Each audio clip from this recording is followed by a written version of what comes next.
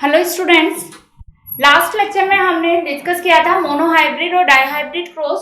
Okay, अब हम क्या डिस्कस करने वाले हैं ये जो चैप्टर है इसमें देखो हमने जब मोनोहाइब्रिड डाइहाइब्रिड क्रॉस करवाया था तो उसमें हमने देखा था कि हम बहुत सारी जो है टर्म्स यूज कर रहे थे। ओके, डिफरेंट टर्म हमने यूज की थी, जैसे हमने यूज किया dominant gene, recessive gene, okay, dominant trait, और इसके अलावा हमने और भी टर्म्स यूज किए हैं जैसे जीनोटाइप, फिनोटाइप और other term, normal term gene हमने यूज किया है, F1 जनरेशन, F2 जनरेशन। तो ये सब जो टर्म हमने यूज किए इनका मीनिंग क्या होता है, इनकी जो कंप्लीट डेफिनेशन अगर हम देना चाहें तो वो कंप्लीट डेफिनेशन क्या होगी। ओके, तो हम यहाँ पर आज क्या डिस्कस करेंगे, ये जो इम्पोर्टेंट डेफिनेशन है या टर्म्स है उनको हम डिस्कस करेंगे। क्लियर? सो हम जो है नेक्स्ट हेडिंग स्टार्ट कर रहे हैं, वो कौन सा हेडिंग है हमारा, सम इम्पोर्टेंट डेफिनेशंस, और उन इस पॉइंट में हम जो वेरियस डेफिनेशंस है वो डिस्कस करेंगे। क्लियर?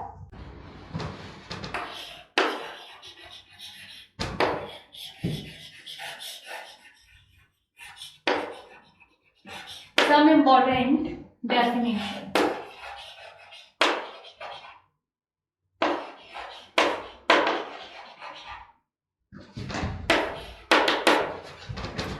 So इसमें देखो जो इम्पोर्टेंट डेफिनेशन हम डिस्कस कर रहे हैं, टॉपिक हम कंसीडर कर रहे हैं, इस टॉपिक में हम फर्स्ट जो डेफिनेशन कंसीडर कर रहे हैं वो किसकी डेफिनेशन हम लेंगे। First definition is dominant gene, dominant gene. Okay,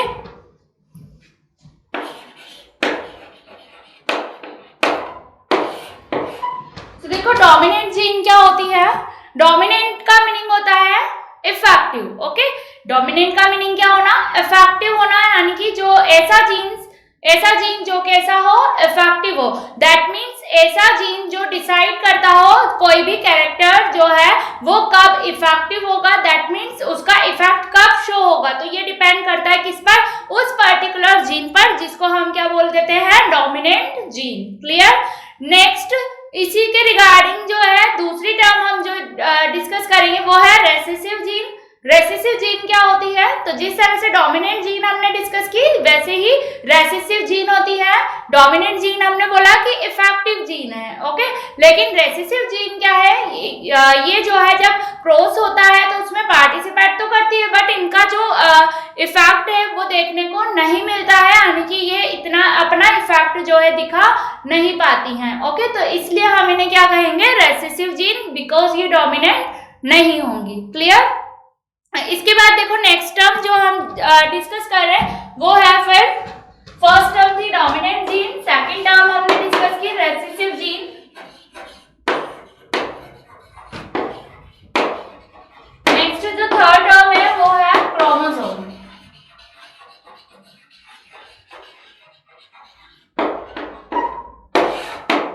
chromosome क्या होते हैं, तो देखो क्रोमोसोम जो है वो थ्रेड लाइक स्ट्रक्चर होती है। थ्रेड आपने देखा है ना कि नॉर्मल जो थ्रेड होता है वैसी ही स्ट्रक्चर जो है डीएनए पर जो है क्या होती है, प्रेजेंट होती है, जिनको हम क्या बोलते हैं, क्रोमोसोम। तो डीएनए पर प्रेजेंट जो थ्रेड लाइक स्ट्रक्चर है उसे हम क्या कहेंगे, क्रोमोसोम। ओके, नेक्स्ट देखो फिर हमारी जो नेक्स्ट डेफिनेशन है, और क्रोमोसोम्स क्या करते हैं, ये डीएनए पर प्रेजेंट है, और डीएनए जो है वो किसके लिए रेस्पॉन्सिबल होता है, तो जो कैरेक्टर्स होते हैं या हेरिडिटी जो होती है उसके लिए रेस्पॉन्सिबल कौन होता है, डीएनए। ओके, और डीएनए में कौन प्रेजेंट है, क्रोमोसोम्स। तो क्रोमोसोम्स भी क्या करते हैं, जो कैरेक्टर्स है वो one generation to next generation में ट्रांसफर करने का वर्क करते हैं। क्लियर? नेक्स्ट जो हम टर्म डिस्कस करेंगे वो है जीनोटाइप।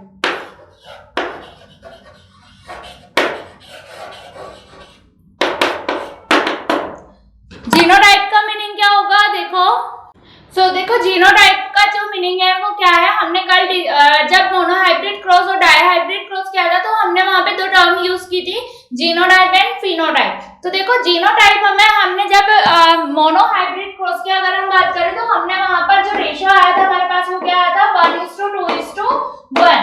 तो ये किसके बेसिस पे हमने वो किया था, कंसीडर किया था हमने, ये किस बेसिस पे कंसीडर किया, हमने कंसीडर किया था कि जब हमने क्रॉस करवाया तो हमें क्या देखने को मिला था कि F2 जनरेशन में जो है एक प्लांट जो है वो तो कैसा होता है, कैपिटल डी, यानी कि वो तो पूरा या प्योर लॉन्ग होता है, टॉल होता है। जो बाकी के दो प्लांट होते हैं वो कैसे होते हैं, हाइब्रिड टॉल होते हैं, और एक जो प्लांट होता है वो कंप्लीटली क्या होता है, ड्वार्फ होता है। क्लियर? तो ये हमें रेशियो वहां पर इसलिए देखने को मिल रहा था। तो इससे हमें क्या क्लियर हुआ कि जीनोटाइप हम किसे कहेंगे, ऐसे जीनोटाइप क्या होगा, जेनेटिक कॉन्स्टिट्यूशन होगा किसी भी ऑर्गेनिज्म का। ओके, क्या होगा genotype, genetic constitution. Clear? Next देखो, फिर इसके बाद फिनोटाइप।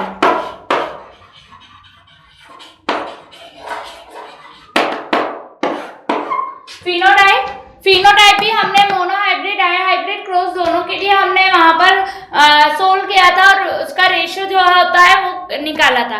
तो देखो फिनोटाइप क्या है, एक्सटर्नल और मॉर्फोलॉजिकल कॉन्स्टिट्यूशन होता है। ओके, क्या होता है ये, एक्सटर्नल और मॉर्फोलॉजिकल जो अपीयरेंस है किसी भी ऑर्गेनिज्म की वो क्या कहलाती है, फिनोटाइप। तो यहाँ हमने जब देखा था तो हमें क्या होगा, आउटर या एक्सटर्नल स्ट्रक्चर जो है उनकी वो देखने को कैसे मिलेगी, तीनों जो प्लांट है वो तो कैसे मिल रहे हैं, लॉन्ग ही होंगे, यानी कि वो तो टॉल ही होंगे।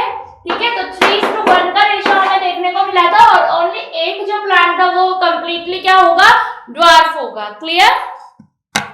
तो ये हमने जो है टर्म यूज की थी कल, और इसके अलावा और भी टर्म्स है जो हम डिस्कस कर रहे हैं। नेक्स्ट टर्म हम कंसिडर कर रहे हैं F1 जनरेशन।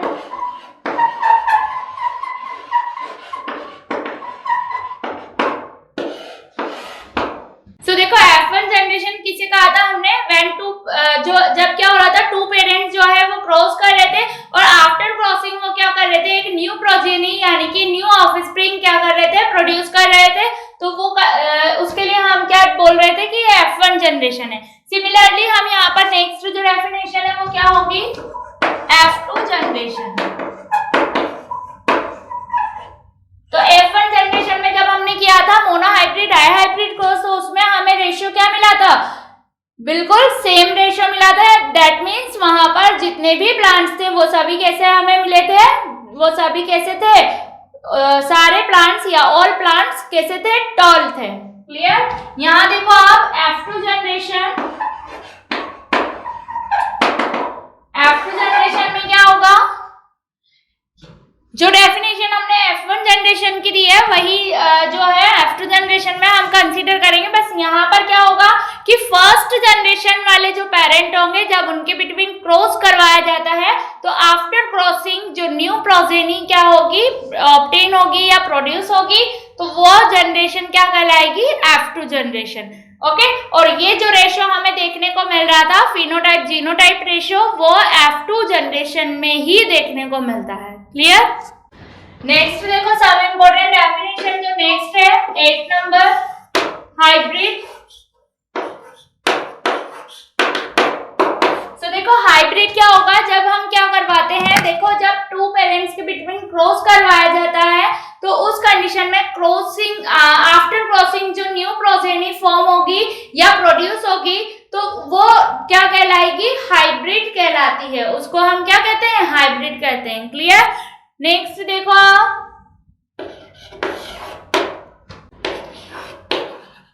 डोमिनेंट कैरेक्टर और रिसेसिव कैरेक्टर, दोनों को हम साथ में ही कर लेते हैं कंसीडर।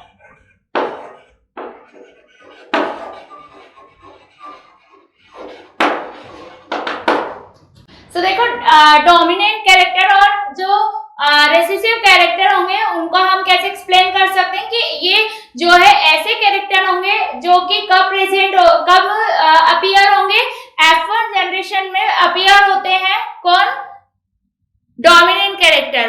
ओके, F1 जनरेशन में क्या होते हैं, अपीयर होते हैं, यानी कि F1 जनरेशन में हमें सभी प्लांट कैसे देखने को मिल रहे थे, टॉल थे। तो वहां पर क्या हुआ, F1 जनरेशन में जो है डोमिनेंट कैरेक्टर क्या था, इफेक्टिव था, यानी कि जो कैपिटल टी वाला जो प्लांट है वो डोमिनेंट है, तो इसीलिए वो देखने को हमें मिले थे कि सभी प्लांट टॉल थे।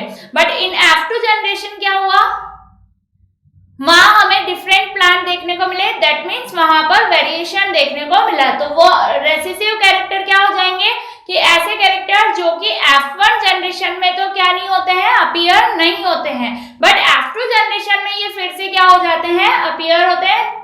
ओके, तो ये क्या कहलाएंगे, ऐसे कैरेक्टर रेसेसिव कैरेक्टर होते हैं। क्लियर। नेक्स्ट डेफिनेशन, नेक्स्ट जो डेफिनेशन है वो है होमोजाइगस।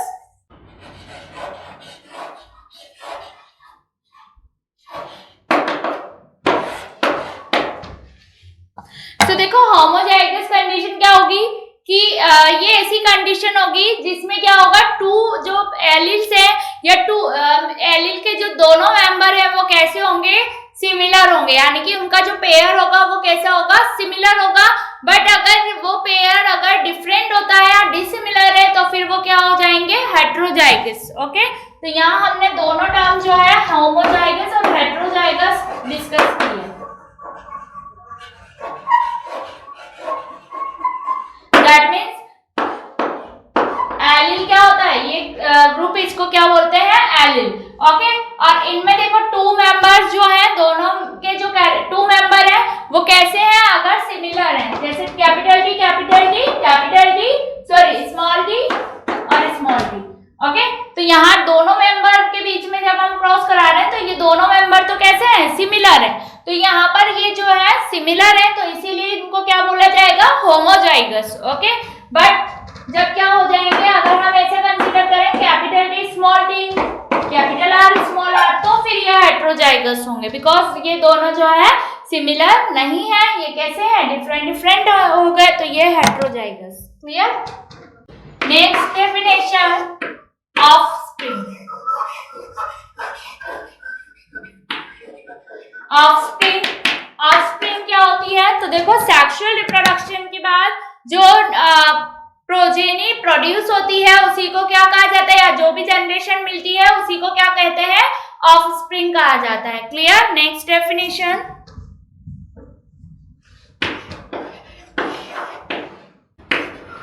होमोलोगस और नॉन होमोलोगस।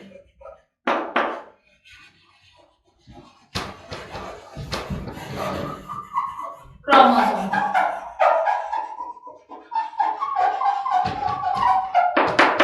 होमोलोगस और नॉन होमोलोगस क्रोमोसोम। तो यहाँ ये भी हम डिस्कस कर लेते हैं, ये हमारा जो है लास्ट डेफिनेशन है जो हम डिस्कस कर रहे हैं।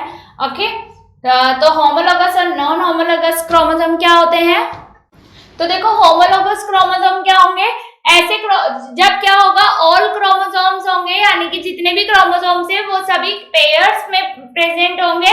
ठीक है, तो फिर उसे हम क्या कहेंगे, homologous chromosome. But non homologous किसे कहेंगे, जब वो पेयर में प्रेजेंट नहीं होते हैं, सॉरी पेयर में प्रेजेंट होंगे बट वो डिफरेंट पेयर में प्रेजेंट होंगे। क्लियर।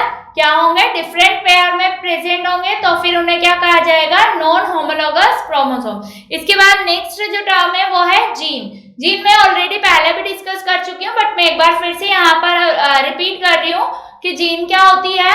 जीन हेरिडिटी की क्या है, यूनिट है, जो कि जो कैरेक्टर्स होते हैं उनको क्या करती हैं, one generation to next generation में ट्रांसफर करने का वर्क करते हैं। ओके, तो ये हमने सम इम्पोर्टेंट जो डेफिनेशंस थी वो डिस्कस किए हैं। क्लियर। नेक्स्ट जो अब हमारा टॉपिक है वो है मेंडल्स लॉ। तो यहाँ हम 3 लॉ क्या करेंगे, डिस्कस करेंगे।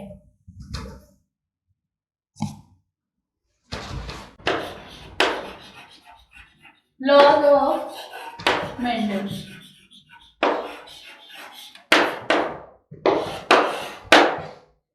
यह इनको जो है दूसरा नाम से भी जाना जाता है, इसको लॉ ऑफ इनहेरिटेंस भी कहा जाता है। क्लियर? तो यहाँ हम जो लॉ है मेंडल के, वो देखो 3 लॉ हम डिस्कस करेंगे यहाँ पर।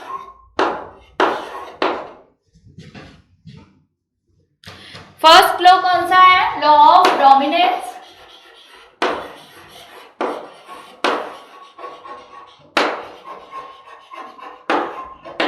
सेकंड लॉ है लॉ ऑफ सेग्रीगेशन।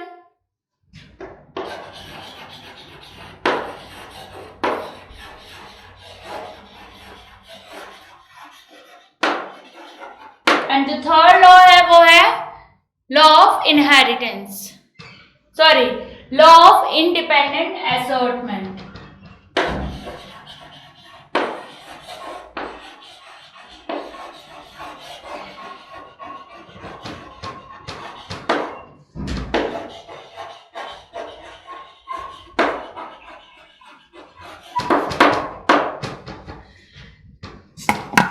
ये 3 लॉ हम डिस्कस करेंगे। यहाँ देखो फर्स्ट लॉ जो है वो क्या कहता है? Law of dominance. Law of dominance का मीनिंग क्या होता है कि जब क्या हो रहा होता है, क्रॉसिंग, जब क्रॉसिंग होती है तो क्या होता है कि जो भी इफेक्टिव फैक्टर होता है, फर्स्ट लॉ हम डिस्कस करेंगे यहाँ पर। तो देखो फर्स्ट लॉ क्या है कि डोमिनेंस का ये लॉ है। तो इसमें देखो जब क्या होती है, क्रॉसिंग होती है किसी भी पेरेंट, 2 पेरेंट के बिटवीन जब क्रॉसिंग होती है तो उस क्रॉसिंग में क्या होता है, कोई एक ही कैरेक्टर क्या होगा, 2 पेयर प्रेजेंट होंगे। अब उनमें से जो डोमिनेंट होगा वही अपना इफेक्ट क्या कर पाता है, शो कर पाता है, यानी कि किसी एक का ही जो है इफेक्ट दिखाई देता है जब प्रोजेनी मिलती है तो उसमें। क्लियर?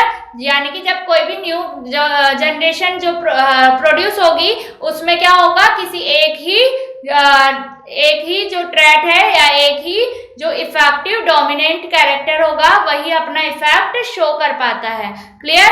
तो ये लॉ ही क्या कहलाता है, मेंडल का लॉ ऑफ डोमिनेंस। क्लियर? तो इसका मीनिंग क्या है कि जब हम मोनोहाइब्रिड क्रॉस कंसीडर करते हैं तो उसमें हम क्या देखते हैं कि कैपिटल डी स्मॉल डी। तो यहाँ इफेक्टिव या डोमिनेंट कैरेक्टर कौन होता है? Tall plant. ओके, तो यहाँ पर हमें जब F1 जनरेशन मिलती है तो उसमें जो डोमिनेंट कैरेक्टर है वही अपना क्या दिखाते हैं, इफेक्ट शो कर पाते हैं, जबकि जो ये है रेसिसिव कैरेक्टर वो अपना इफेक्ट जो है शो नहीं कर पा रहे हैं F1 जनरेशन में। तो ये लॉ क्या कहते, इसी लॉ को ही क्या कहा जाता है, लॉ ऑफ डोमिनेंस। नेक्स्ट देखो फिर सेग्रीगेशन लॉ, या सेकंड जो है law of segregation. Segregation law जो है ये इस लॉ के अकॉर्डिंग के एलील और जीन्स जो होते हैं वो कैसे होते हैं, रिमेन टुगेदर, हमेशा वो क्या रहते हैं, साथ रहते हैं, बट एक दूसरे के साथ मिक्स नहीं होते हैं, यानी कि सेग्रीगेट ही रहते हैं। क्लियर? कैसे रहते हैं वो, सेग्रीगेट रहते हैं और एक दूसरे के साथ मिक्स नहीं होते, don't mix to each other. Okay, तो ये लो कब होगा, लेकिन ऐसा जब गैमेट्स का फॉर्मेशन हो रहा होता है उस टाइम के लिए हम इसको जो है कंसीडर कर रहे हैं। ओके, तो ये लॉ क्या कहलाएगा, सेग्रीगेशन लॉ। क्लियर? नेक्स्ट देखो जो थर्ड लॉ है वो क्या है, law of independent assortment. Independent assortment का मीनिंग क्या है कि जब ब्रीडिंग होती है या क्रॉस हो रहा होता है तो उस ड्यूरिंग जो है जो भी फैक्टर्स या जीन्स जो होती है वो अपना इफेक्ट क्या करती है, शो करती है। दैट मीन्स किसी एक जीन का या एक फैक्टर का किसी अदर फैक्टर पर कोई इफेक्ट नहीं पड़ता है। ओके, तो ये लॉ ही क्या कहलाता है, इंडिपेंडेंट असॉर्टमेंट लॉ। क्लियर? तो ये हमने डिस्कस किए क्या, मेंडल के जो 3 लॉ है वो डिस्कस किए हैं। क्लियर? नेक्स्ट जो टॉपिक है अब एडवांटेज ऑफ पाइसम सेटाइवम। तो देखो पाइसम सेटाइवम जो है मेंडल ने सेलेक्ट किया था प्लांट, तो उसके क्या थे, एडवांटेज थे, इसीलिए उन्होंने उसे सेलेक्ट किया। तो देखो उन्होंने पाइसम सेटाइवम को क्यों सेलेक्ट किया, ऐसे क्या उसकी प्रॉपर्टी थी, तो यहाँ हम वही डिस्कस कर रहे हैं।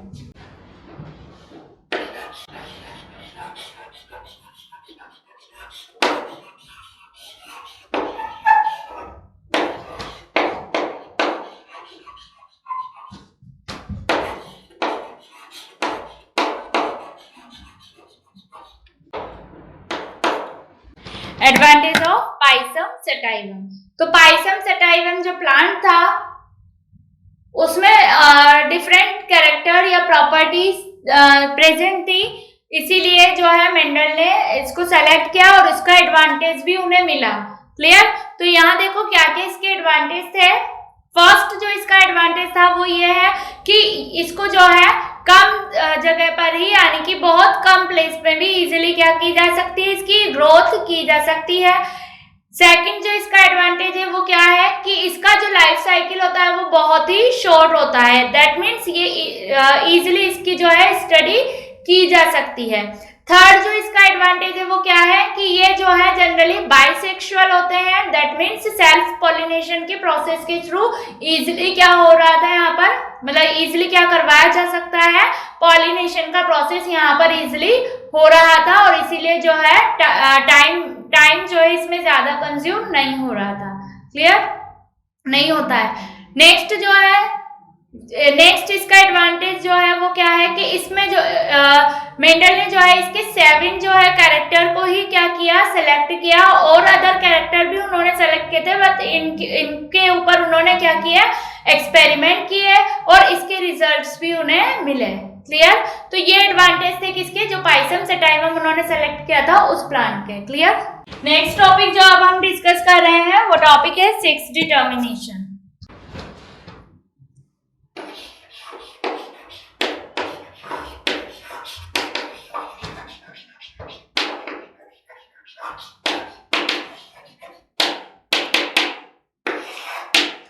तो देखो सेक्स डिटर्मिनेशन में क्या होगा, क्या डिस्कस करना है हमें। इसका मीनिंग है कि जो डिटर्मिनेशन होता है, तो देखो वो जब न्यू बॉर्न बेबी होता है उस टाइम पर ना होकर के उसके पहले ही जो है हो जाता है। तो सेक्स डिटर्मिनेशन किस तरह से होता है, जिस तरह से हमने क्रॉस पढ़ा, हाइब्रिड जिस तरह से फॉर्म होते हैं, उसी तरह से यहाँ पर भी क्या होता है, सेक्स का डिटर्मिनेशन पहले ही हो जाता है, यानी कि बेबी के बर्थ के पहले ही उसका सेक्स डिटरमाइन हो जाता है।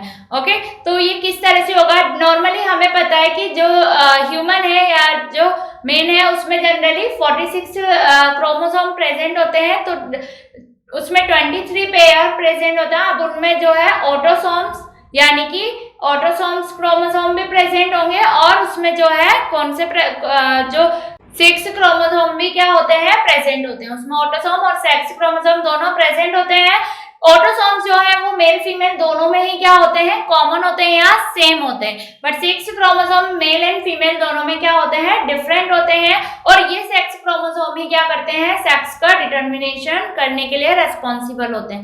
तो इससे हमें पता चल जाता है, आज पहले से ही हम डिटरमाइन कर सकते हैं कि जो सेक्स होगा वो क्या होगा, मेल या फीमेल। क्लियर? तो यहाँ हम उसको जो है एक डायग्राम कंसीडर कर रहे हैं, उसके थ्रू हम इसको एक्सप्लेन करेंगे। Clear? So male and female,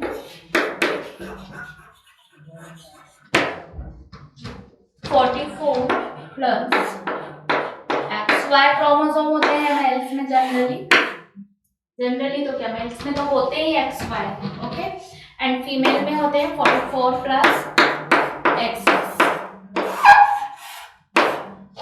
अब इनके क्या बनेंगे, पेयर बनेंगे। इनके जो है 22 plus X, 22 plus Y,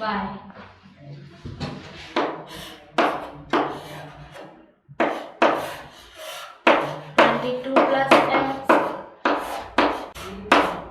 22 plus X। तो यहाँ क्रॉसिंग होगी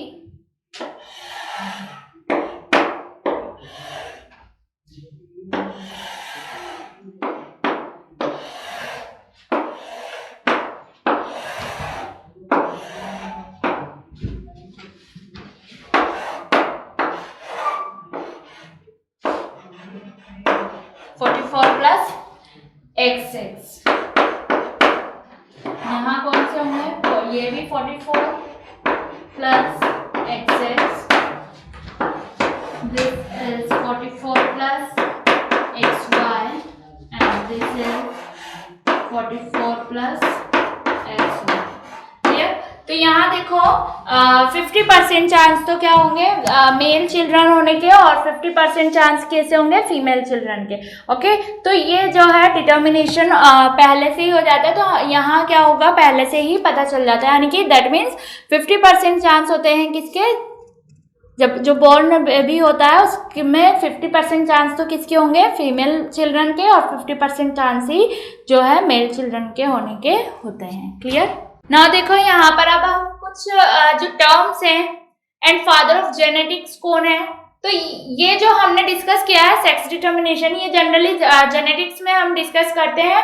ओके, तो यहाँ हम जेनेटिक्स से जो टर्म और यहाँ पर जो डिस्कस कर रहे हैं हम, ये चैप्टर जो है वो जेनेटिक्स से ही रिलेटेड है, और जेनेटिक्स फादर ऑफ जेनेटिक्स किसे कहा जाता है तो वो सब हम डिस्कस कर लेते हैं एक बार। ठीक है, देखो जो टर्म हम यूज करते हैं ना जेनेटिक्स, ये टर्म जो है जीन वर्ड से क्या हुई है मिली है, या उससे बना हुआ है। जीन वर्ड से इसको बनाया गया है जेनेटिक्स, और इसका मीनिंग क्या होता है टू ग्रो। क्या मीनिंग है इसका? To grow. ओके, नेक्स्ट देखो फिर जेनेटिक्स जो टर्म है वो किसने दी थी, तो जेनेटिक्स टर्म को जो है सबसे पहले कॉइन किया था बैटसन ने।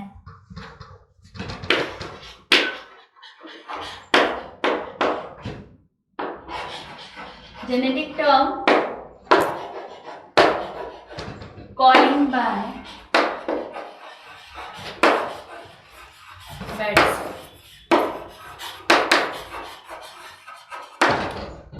नेक्स्ट पॉइंट देखो फिर जेनेटिक्स क्या होती है, तो जेनेटिक्स एक ब्रांच है बायोलॉजी की जिसमें हम क्या करते हैं हेरिडिटी और वेरिएशन जो होते हैं उनकी स्टडी की जाती है, तो उस ब्रांच को क्या कहा जाता है genetics. Clear?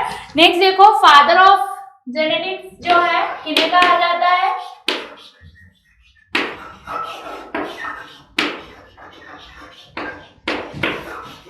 Father of genetics जो है वो ग्रेगर जॉन मेंडल को कहा जाता है।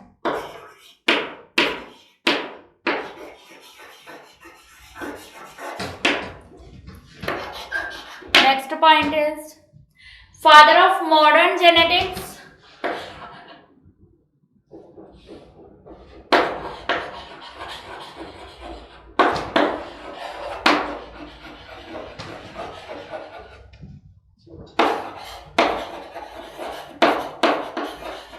फादर ऑफ मॉडर्न जेनेटिक्स कौन है? बैटसन।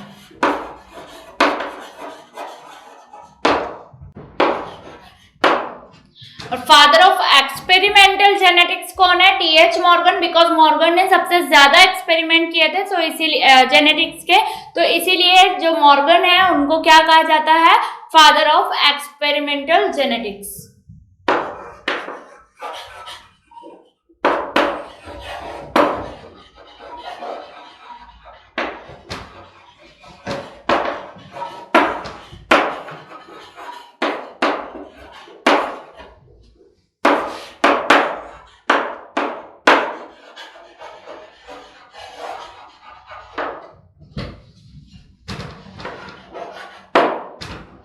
एंड हेरिडिटी जो टर्म है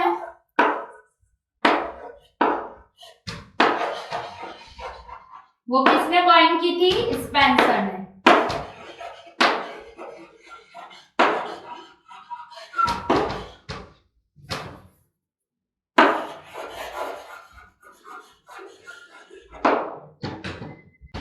कॉइन बाय स्पेंसर। ना तो ये हमने डिस्कस किया कुछ इस चैप्टर में जो टर्म्स हमने यूज किए हैं उनसे रिलेटेड कुछ टॉपिक या पॉइंट्स से जो हमने डिस्कस किए। नेक्स्ट जो हेडिंग है वो है डीऑक्सीराइबो न्यूक्लिक एसिड, या that means DNA. Deoxyribo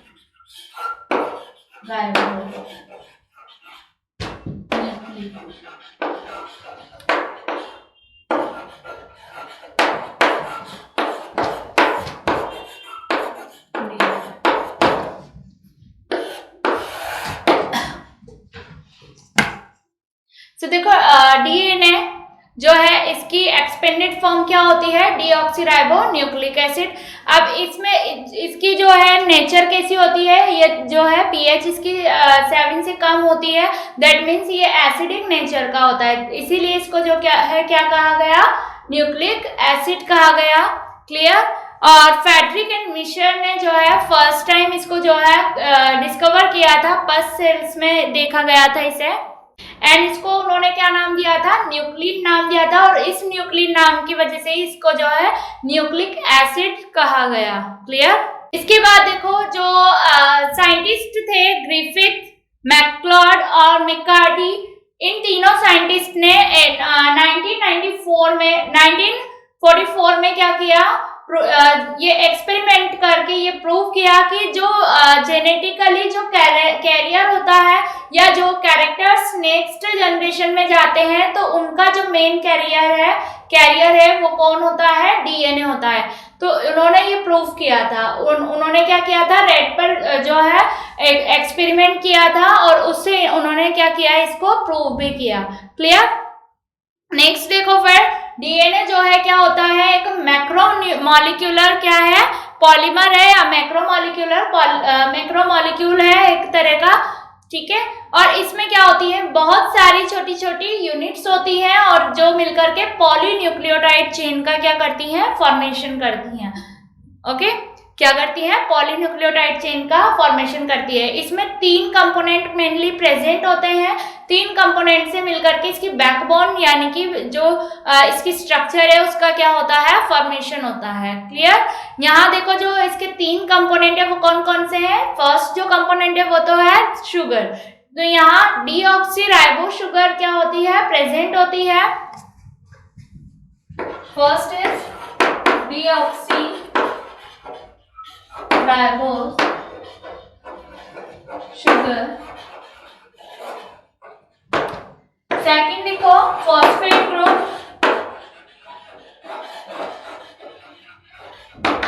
phosphate group generally present होता है।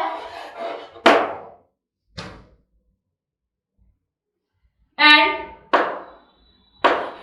थर्ड जो होता है वो है नाइट्रोजन बेस।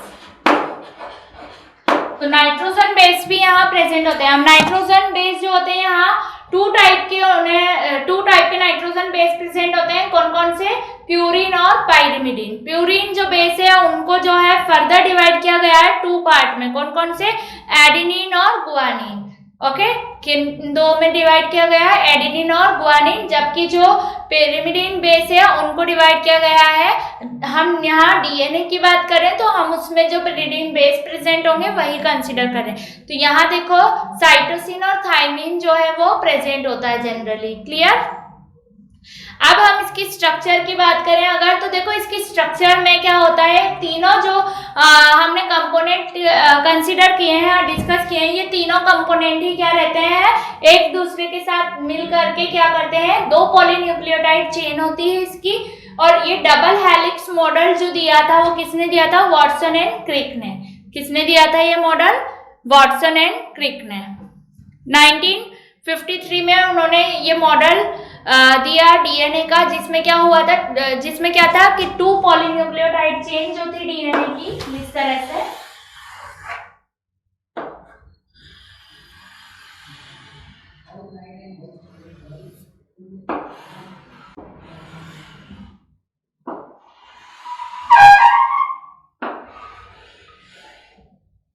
ये इस तरह की 2 पॉलीन्यूक्लियोटाइड चेन होती है। ओके, और ये चेन जो है जनरली किन से फॉर्म होती है, इन 3 कंपोनेंट से मिलकर के ही फॉर्म होती है। बट इनकी जो बैकबोन है, बैकबोन का मीनिंग ये दोनों जो चेन है ये जो है generally deoxyribo sugar and phosphate sugar से फॉर्म होती है। अब इसमें क्या होता है, फॉस्फेट शुगर और डीऑक्सीराइबो शुगर जो है वो अल्टरनेटिवली क्या होते हैं, प्रेजेंट होते हैं। दैट मीन्स इसका जो एंड होता है वो 5 एंड टू 3 एंड होता है, या फिर और जो सेकंड वाला है इसके अपोजिट होता है ना, जो नेक्स्ट इसका जो दूसरा स्ट्रैंड है वो इसके अपोजिट एंड होते हैं उनके।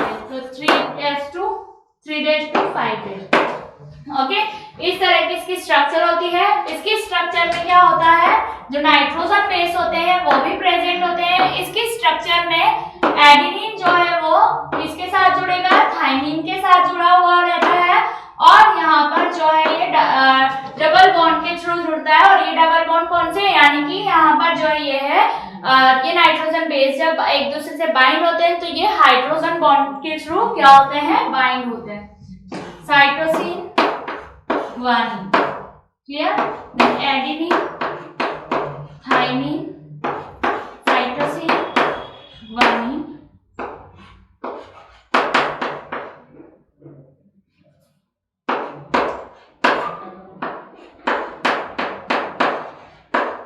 ये इस तरह की स्ट्रक्चर होती है। इसका जो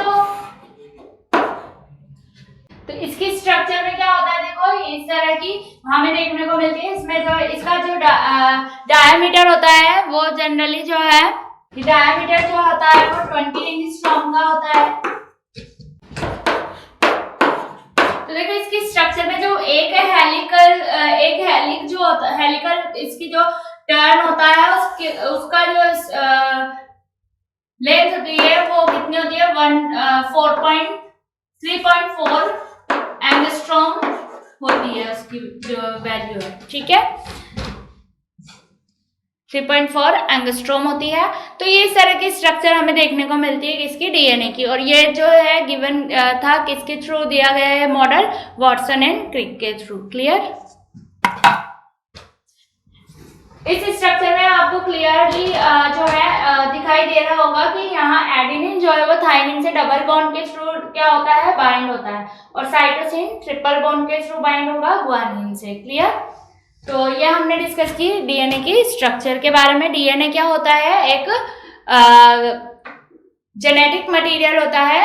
दैट मीन्स डीएनए क्या करता है, डीएनए ही जो कैरेक्टर्स होते हैं पेरेंट कैरेक्टर वो नेक्स्ट जनरेशन में, दैट मीन्स आने वाली जो न्यू प्रोड्यूसेस जो न्यू प्रोजेनी है उसमें क्या करता है, ट्रांसफर करने का वर्क करता है, क्लियर। नेक्स्ट देखो, अब यहाँ हम जो नेक्स्ट टॉपिक डिस्कस कर रहे हैं वो है ब्लड ग्रुप। ब्लड ग्रुप जो है वो ब्लड ग्रुप जो है वो 4 टाइप के होते हैं, ए, बी,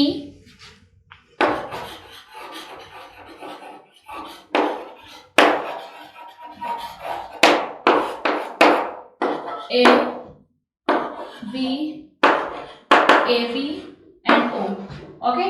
अब इन ब्लड ग्रुप में जो है ये 4 टाइप के ब्लड ग्रुप जनरली देखने को मिलते हैं। यहाँ इनके अगर हम जीनोटाइप देखें तो इनके इसके लिए जो जीनोटाइप होंगे वो हम कंसीडर रखते हैं आई एन,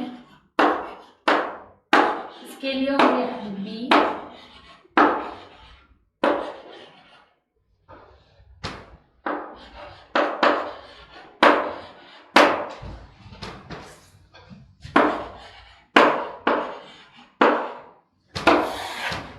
इसके लिए देखो 2 होते हैं जीनोटाइप, या तो आप ये वाला भी लिख सकते हो और ये भी लिख सकते हो, आई पी। यहाँ सिंगल है, इसके लिए भी सिंगल है ही, ठीक है। अब यहाँ देखो इनके जो है डोमिनेंट और रेसेसिव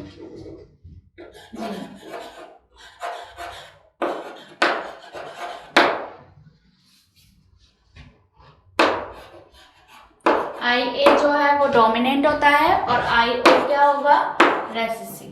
आई बी डोमिनेंट, आई जीरो रेसेसिव। डोमिनेंट यहाँ दोनों ही होते हैं, आई ए आई बी।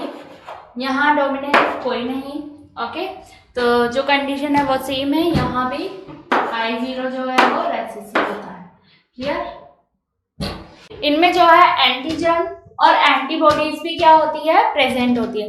तो एंटीजन और एंटीबॉडी किस ब्लड ग्रुप में किस तरह की होगी वो हम देख लेते हैं।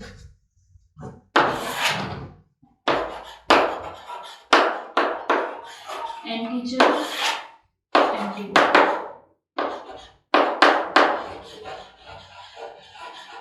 एंटीजन इसमें होगा ए, तो antibody differ B, antigen B and A. यहाँ antigen A B, but antibody इनमें एब्सेंट होती है। यहाँ एंटीजन एब्सेंट होता है और एंटीबॉडी प्रेजेंट होती है, कौन सी, ए और क्लियर? तो ये हमने ब्लड ग्रुप क्या किया, डिस्कस किया है। ओके, नाउ ये जो पार्ट था हमारा हेरिडिटी वाला वो तो कंप्लीट हो चुका है। नेक्स्ट पार्ट जो है इस चैप्टर का वो हम स्टार्ट करेंगे इवोल्यूशन। ओके स्टूडेंट, तो इसका जो नेक्स्ट पार्ट है इवोल्यूशन वो स्टार्ट करेंगे हम नेक्स्ट लेक्चर में। ओके, तो हम मिलते हैं नेक्स्ट लेक्चर में। Thank you.